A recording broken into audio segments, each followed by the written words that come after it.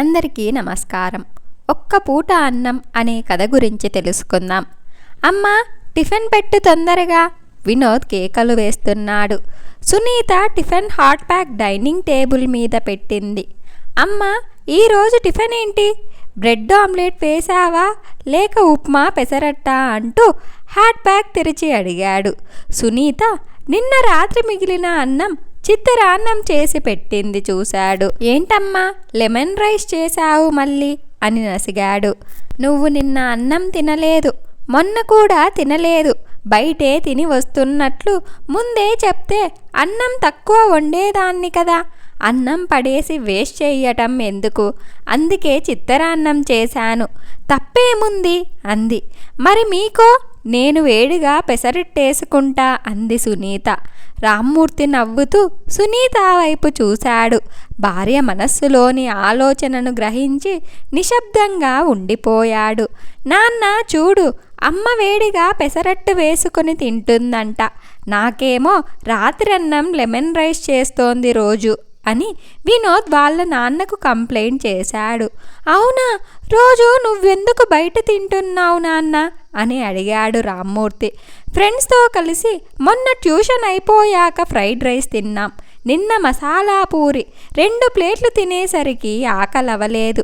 అంతే నాన్న అన్నాడు వినోద్. చూడు వినోద్, ఫ్రెండ్స్తో కలిసి తినొద్దు అని చెప్పను, కానీ అమ్మ మన కోసం వండింది వృధా చెయ్యకూడదు కదా. ముందే చెబితే తను తక్కువ వండుతుంది. లేదు, ప్లాన్ చెయ్యకుండా అలానే బయట తినేస్తామంటే చెప్పు, ప్యాకెట్ మనీ కట్ చేస్తాను అన్నాడు రామ్మూర్తి. వినోద్ ముఖం అటు తిప్పి అమ్మ వైపు చూశాడు. అమ్మ, మొన్న నువ్వు చెప్పినప్పుడే బయట తినకుండా ఉంటే సరిపోయేది. ఇప్పుడు పాకెట్ మనీ లేదు, ఇంట్లో టిఫిను లేదు అని డీలా పడ్డాడు. అబ్బో, అంత యాక్షన్ ఎందుకులే, కానీ నీకు పెసరట్టు చేస్తాను, కానీ కొంచెం రైస్ కూడా తినాలి అంది. అలానే పాకెట్ మనీ ఏం కట్ చెయ్యకండి మీరు. బయట తింటే కొద్దిగా తిను, నేను రైస్ వండకుండా నీకు చపాతీ పిండి కలుపుతాలే. నువ్వు తింటానంటేనే చేస్తా, లేదంటే ఏమీ వృధా కాదు అంది రామ్మూర్తి వైపు చూస్తూ. ఒక్క పూట అన్నం విలువ నీకు తెలియాలనేదే మా ఉద్దేశం. రాత్రి అన్నం అని అంటున్నావా? ఆ అన్నం ఎంత విలువైనదో నీకు తెలియాలి. ఇలా నువ్వు అడిగిన టిఫిన్ పెట్టకుండా ఉన్నాను అంతే. సరే అమ్మా అన్నాడు వినోద్. సునీత అతడి తల నెమిరింది. వినోద్ సంతోషంగా మా అమ్మ ఎంతైనా అండర్స్టాండింగ్లో గ్రేట్ అన్నాడు. మొత్తానికి కొడుక్కు మంచి అయిపోతావు అన్నాడు రామ్మూర్తి.